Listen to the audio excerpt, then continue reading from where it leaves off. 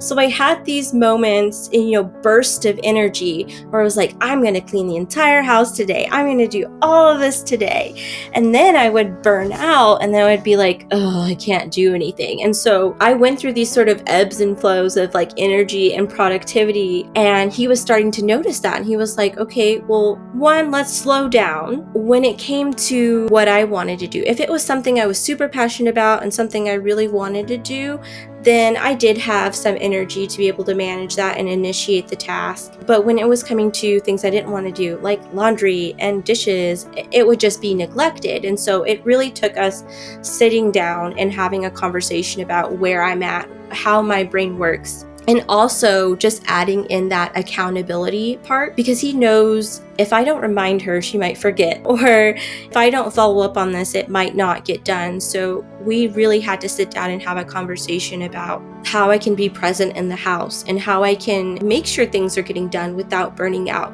And also having that understanding that if it's an incredibly tough week or I have more on my workload this week, then the house might not be as taken care of.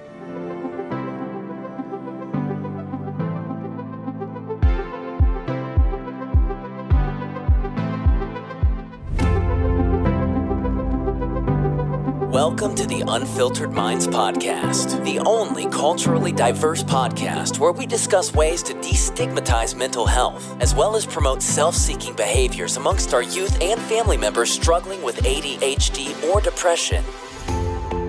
Now, here's your host, Jane Levy. Hello, everyone. Welcome to the Unfiltered Mind Podcast. This is the platform where we discuss ways to destigmatize mental health, as well as promote self-help-seeking behaviors amongst our youth and their family members. Today, we have our guest speaker, Amina. Amina, welcome. We're pleased to have you. Yeah, I'm happy to be here. Thank you. A little bit about Amina. Amina is a seasoned brand creative strategist and a web developer. She also is an animal lover. She has 6 pets. Are they all dogs? Okay. No, so 4 dogs and 2 cats. Last year of December 27, you lost one of them. Is that correct? Yes, I did. I went snooping a little bit, so I saw that on Facebook. And yeah. So please, I'll hand it over to you. Go ahead and introduce yourself if I've left anything out. Yeah, no, you did a great job. So yes, I am a creative strategist. I specialize in web development, web design, tech system setup, and strategy. I have an online business where I support my clients through anything they need and as far as the tools of their business. So I've been doing that. But I've had an interesting journey with ADHD, and that's why I really wanted to come on here and share that with you, because that has impacted my career, and figuring that out led to increased success with my career. So, yeah. Wonderful. But thanks for sharing that. And before we actually do a deep dive, I would like to read out what you sent to me in the email. You said, "Hello, I'm eager to be featured on your podcast. I think my personal journey of being diagnosed later in life as an adult and dealing with masked symptoms could resonate with numerous women. By sharing my story, my aim is to assist more women in getting the right diagnosis. I will be thrilled to have an interview with you for consideration. It will truly be an honor." Thank you for that. And when I saw that, and I said, I have to have her on.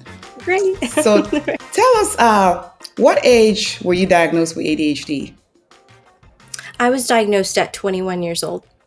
So when you were a child, did you have any symptoms or?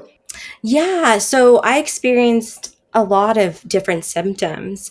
One of the main things that I noticed as a child was just my lack of energy.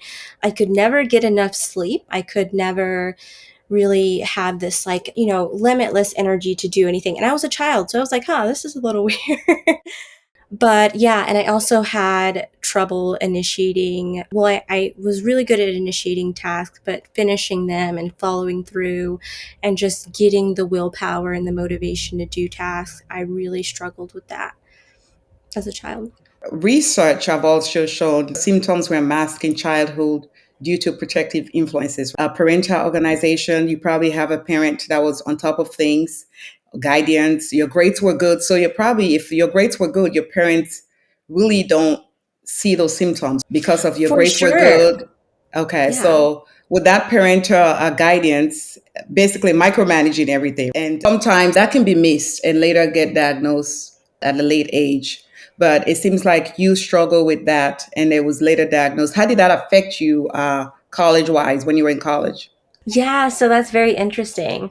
So in college, all of the executive dysfunction, all of the symptoms of ADHD really came out because I no longer had the structure that school provided and my high school and previous schooling provided, where you usually have teachers on top of you about things. And so when I went to college, I was like, okay, I have so much more freedom. I'm going to be able to do what I want and make the deadlines and stuff like that.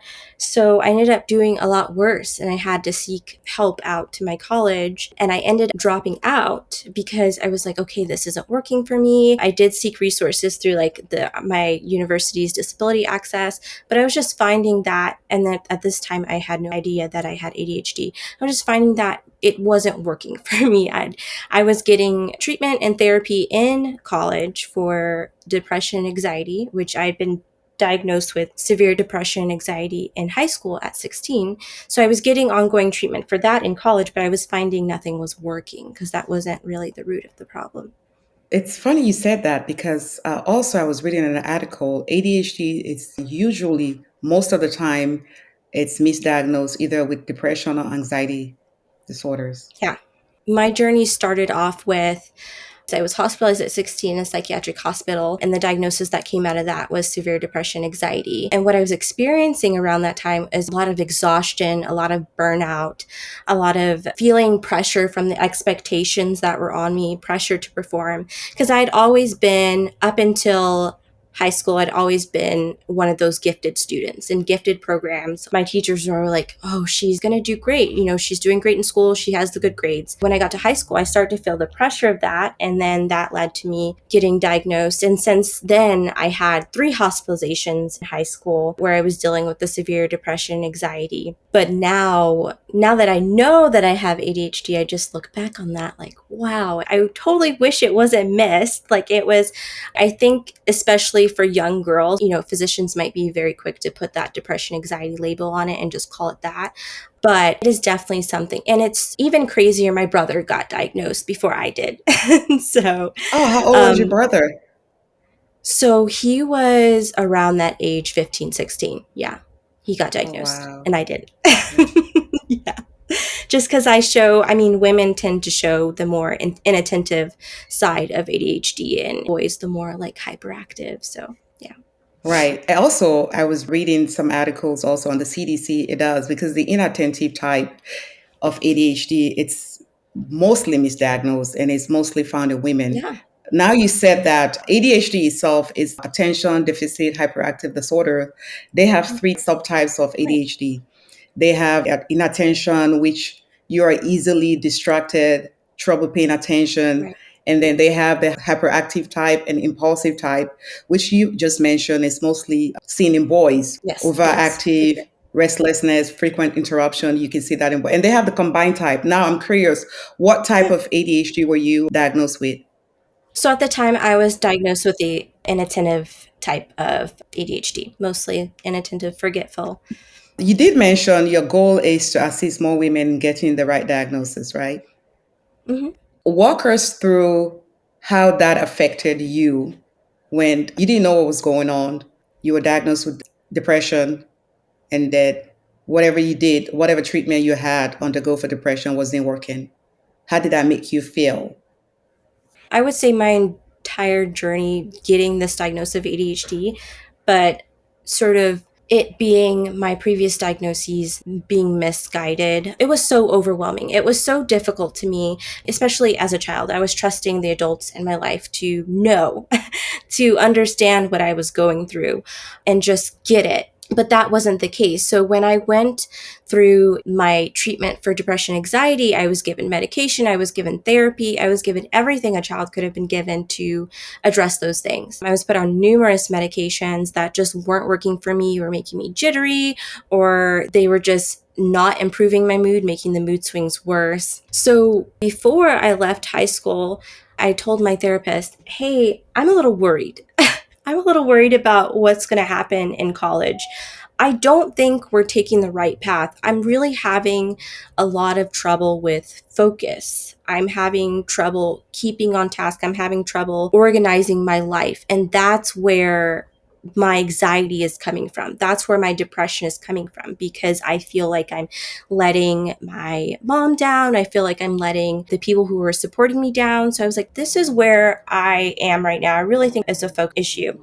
And I was told from my physician, well, you know what? I did everything I could do. You're just going to have to figure that out when you get up to Washington. This was at my transition to college. So I definitely felt very betrayed by the sort of medical system that I was in at the time, not being able to recognize the ADHD and rather being able to recognize that readily in my brother. And it's sort of, before I even found out about the ADHD and just going through the numerous treatments and the numerous medications, I just felt broken. I felt like there was something wrong with me. No matter what help and support was out there, I would just never figure it out. I would just never get through what I was going through. And when I say help women find and get the right diagnosis, that's I'm trying to help women get closer to that diagnosis and earlier, instead of going through this like grueling process of feeling broken and feeling like nothing is working and feeling like you're getting treatment, but it's not necessarily right for you. It's not the right treatment for you. So my main goal is to share my story so that other women can get to that diagnosis a lot earlier. So on here, we also like to educate our viewers and our listeners for somebody who your first step usually when you experience something is wrong, you will call your primary care physicians. Where you go, they will do a differential test for you.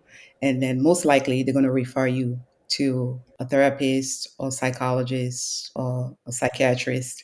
So I've done some more research as I put upon myself to have this platform. I've always said the first time you feel like something is not right, your primary care physician should be your first point of contact. And then in your situation where you just don't know what's wrong with you, it can be you don't know if it was anxiety, depression, ADHD. I always say the best route is really to go see a psychologist. They will have the highest educational Yeah. background in diagnosing mental health illnesses. And then at that point, if they will start you on therapy or medication. But if you for sure that you know that it's depression, ADHD, then you can go see a psychiatrist. If medication is your path, that's what they really gear towards medication therapy, and then we'll probably refer you for therapy. But if you want to use more the holistic approach, natural ways, I think seeing a therapist, it's ideal where you'll see a therapist, they'll do your assessment, diagnose you, and at that point, they will start you on therapy. So for you, let's say when you were misdiagnosed, who did you see? Did you see a psychologist, a therapist, or psychiatrist doing that? Those So in my multiple hospitalizations, I saw the whole crew. So I saw psychiatrists, psychologists, therapists, behaviorists when I was hospitalized during that time. I think the biggest issue was I wasn't really able to communicate my symptoms and what was going on. It actually took me learning the symptoms of ADHD and relating to a lot of ADHD content that I was exposed to, reading articles to be able to advocate for myself. And then from there, when I got up here in Washington and I sought out a physician, a primary care provider as an adult, I was like, hey, this is what's going on with me. And I was able to communicate that, and they were right on it. They were like, okay, let's get you seen by a behaviorist, then we'll go over to a psychiatrist, then we'll figure out how to manage your care. So it really started with me being able to advocate for myself in that way and be able to say, hey, there are very real ADHD symptoms that I'm going through, and here's the list. It's interesting you said that. Education is the key. Had you not take that time to really educate yourself on the disease process, you probably would have never really be able to express Yeah. yourself. Appreciate you sharing that information. Now that you've known that you have ADHD, what treatment plan do you have in place right now, implemented that's most effective for you? Sometimes medication can be just to manage Right. the symptoms, right? But with Right. ADHD, you have to manage the executive function skill, which is the time management, Mm. organization, and prioritization. What do you have in place that is helping you manage those daily tasks? Yeah, so I currently find that the combination of medication and therapy has been the most helpful for me. Oh, wonderful, wonderful. What kind of do you do coaching or do you do therapy? So I do therapy right now. So I work with a therapist on managing my ADHD symptoms. Yeah, and then of course I really prioritize learning from other sources too. I know that ADHD can look different for men and women, for marginalized community, for people of color. So I tried to find more ADHD content from people who look like me and people who have similar experiences so that I can relate. And that has been really helpful too. Wonderful. So another thing too is nutrition can play an important role in managing symptoms of ADHD, promoting overall well-being. Would you like to share how you've been able to manage staying fit, healthy? Yeah.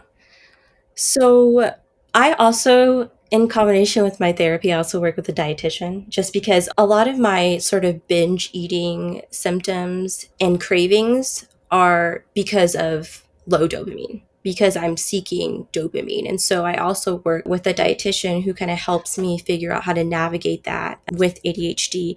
I think the most helpful tip is to have protein in the morning. I started real on and off medication because I've tried both. So I have usually have a protein shake in the morning, and that protein shake makes me feel so focused. It makes me feel so refreshed. It makes me feel ready to take on the day. And so getting that protein, some people often like miss, breakfast and miss the importance of breakfast, but especially for people with ADHD, trying to get at least like 30 to 40 grams of protein in your breakfast, it made a huge impact on my life. Thank you. Also, what I noticed, my son does medication therapy.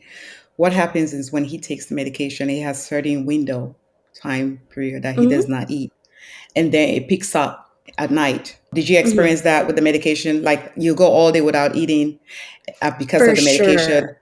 Yes, and then at For sure. night you get hungry once the medication wear out. That's another thing Yeah. too. I saw with my son that he struggled, and also with the medication because he was not eating, he was losing weight. He Yeah. was losing weight, and Yeah. Like for me, so when I first got on my medication, I was finding that it was curbing my cravings and curbing my appetite, and I was happy about that. But I was like, okay, I'm not eating. And I'm also not getting the energy I need to make sure my body is running smoothly. So that's when my dietitian told me, like, hey, try to get something in the morning before you take that medication, like a protein shake, and then try to eat small meals throughout the day. It's not easy. Sometimes when you're on the medication, you just don't have an appetite for it, but like really pushing myself to have a small snack or a small meal every 4 hours has been helpful, and sort of like curbing that, like, okay, we didn't eat all day and now we want everything in the world at night. Yeah. I noticed too. My son craved for junk food a lot Yeah. when he was on that medication. Yeah, but again, he's a typical teenager. I try to help him balance his meal, but there's so much I can do. But he said, Mommy, that's all I want to eat. It's nice to share that. Thank you so much. That protein, high protein intake really helps before Mhm. taking that medication.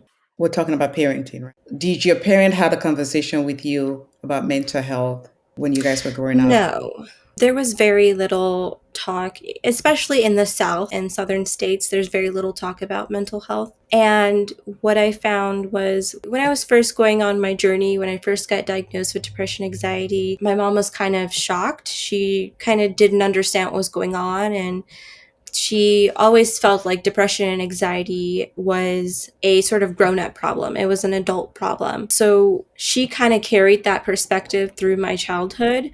As far as my mom, I really didn't have a safe space to talk about my mental health and really talk about my symptoms and what I was going through. And also, I didn't have that safe space to say, hey, I don't think I like where my care or my treatment is going. It's not working for me. I found that safe space at school. I found that safe space with teachers. But for people that have that safe space within their parents, like I would definitely encourage children, teenagers to be able to go to their parents about anything and talk through it, so that their parents can, give them access to the resources they need.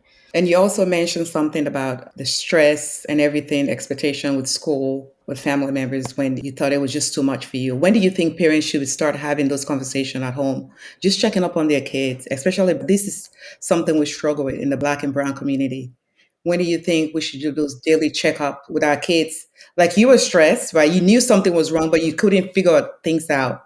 When do you think it's a good age for us to having those conversations with our children? So, from my perspective, I believe that it really starts with those build up conversations, even from a young age, like from toddler to like preschool and kindergarten age, where you're teaching the kid that, hey, you can have emotions. Let's put a word on that emotion. How are you feeling? Are you feeling sad? Do you know why you're feeling sad? This is what it feels like to be sad. And just giving them the safe space to have those emotions and also express when they have those emotions. And then that goes on into, early childhood and then the teenage years where they have that. My parents have taught me my emotions and what I'm going through. And now I can communicate, hey, I am feeling frustrated because I am not completing assignments on time, or I'm struggling to stay on task. Really empowering them early on to communicate and be open and have that space for them to be open. I feel like sometimes parents might be a little resistant when their child is having negative emotions, negative feelings, negative experiences. I mean, naturally, you want the best for your child. So sometimes in those moments when your child might be having those negative emotions and feelings, we kind of pull back or we kind of quell them or try to say, hey, you're okay, it's fine. And sort of like dismissing it or sort of like dismissing the reality of what they're going through. So I think the biggest thing is to let them feel, let them go through what they're going through, and also let them tell you how they feel without you judging or trying to correct or fix the solution immediately. That's very important. Listen with no judgmental. Right. That's the key there. Thank you for sharing that. You did also mention about educating yourself on ADHD. There's always numerous research out there on meds, Mhm. strategies, helping with executive function skill. What are some resources or tools you currently use that have helped you? Oh my gosh, I use so many, so many resources. I usually like to find art, especially I love resources on executive dysfunction. Trying to work through that executive dysfunction has made me successful in what I'm doing. So resources around that have been super helpful. I find that especially when it comes to productivity and sort of like getting yourself where you need to be, just having those resources, ADHD resources that come from people, especially women, have been really helpful to me.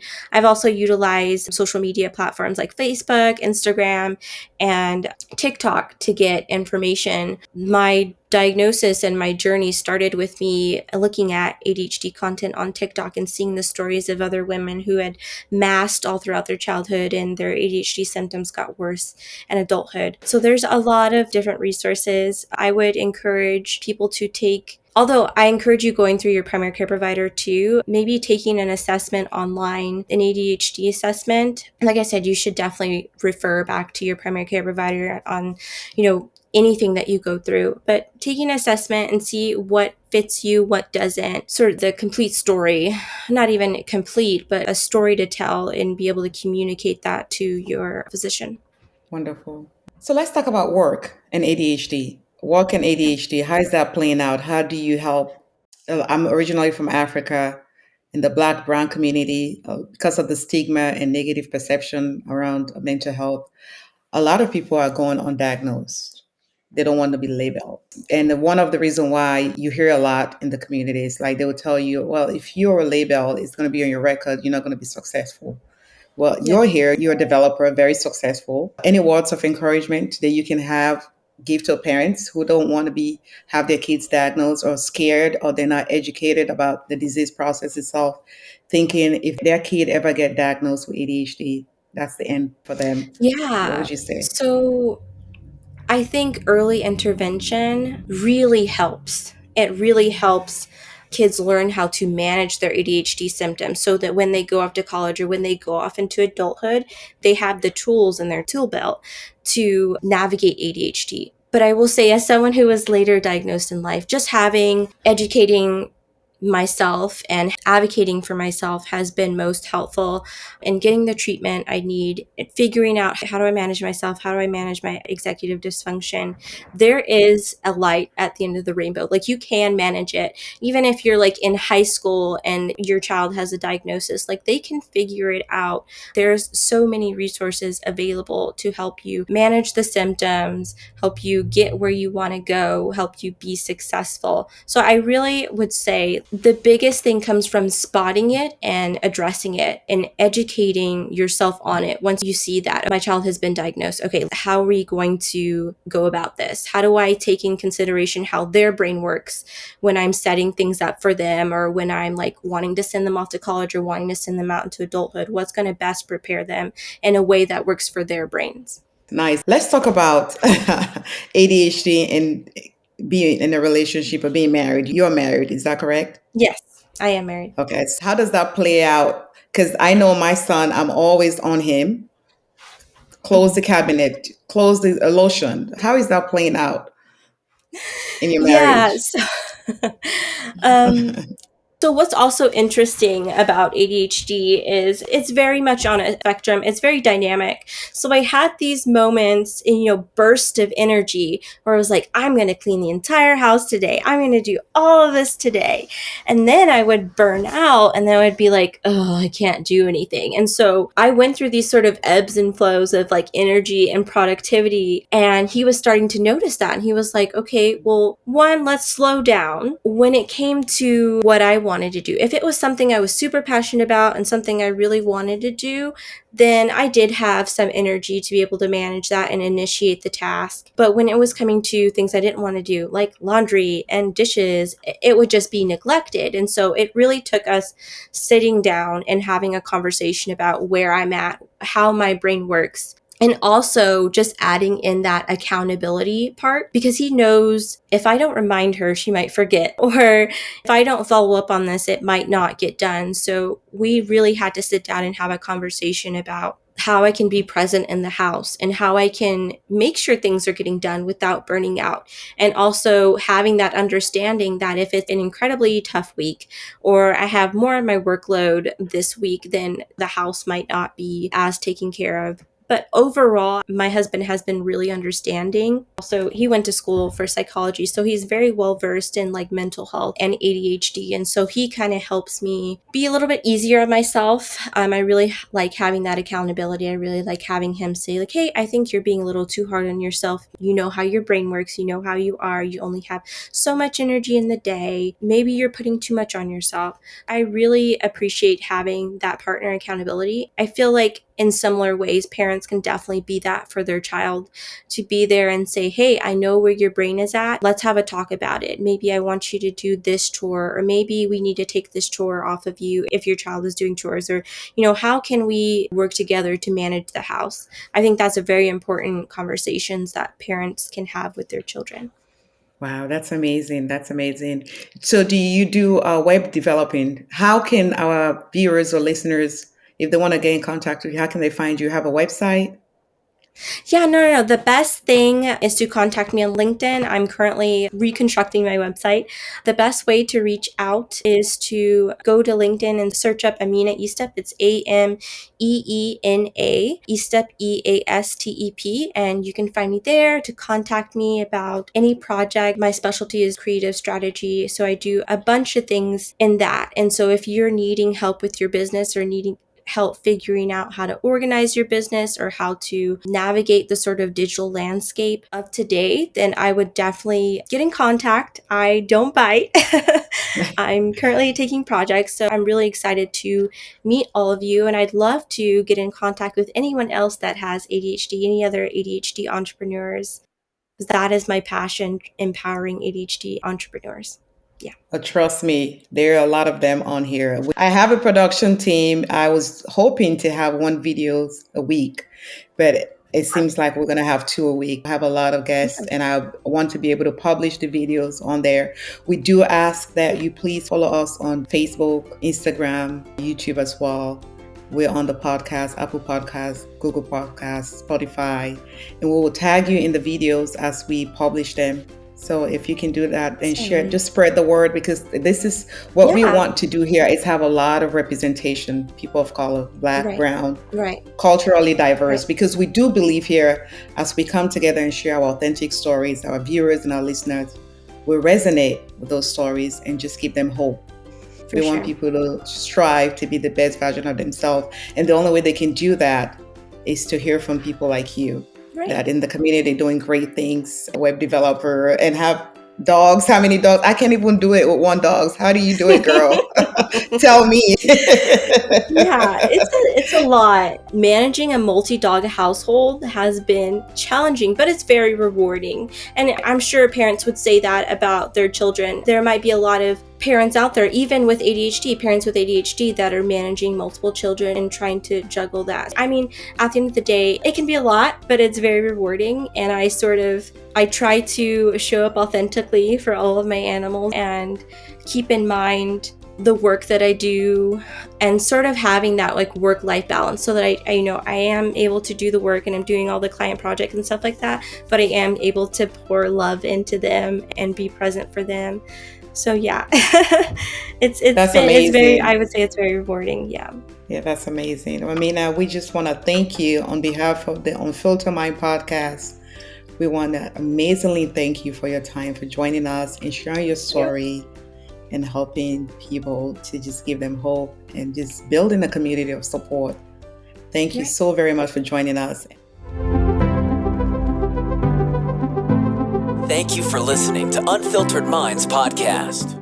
If you love what you're learning on our podcast, we ask that you please join the Unfiltered Minds community by subscribing and sharing our podcast on YouTube, or you can listen on Apple Podcasts, Google Podcasts, and Spotify. Our dedicated team of ADHD coaches are committed to making a positive impact on the lives of our listeners. Through our thought-provoking podcast, we offer valuable resources, PBT training for ADHD, and a supportive community that understands the journey of mental health challenges. Also, you can visit our website at theunfilteredminds.com, where you can sign up to be a guest on our podcast, as well as sign up for our 8-week parent behavior training course on ADHD.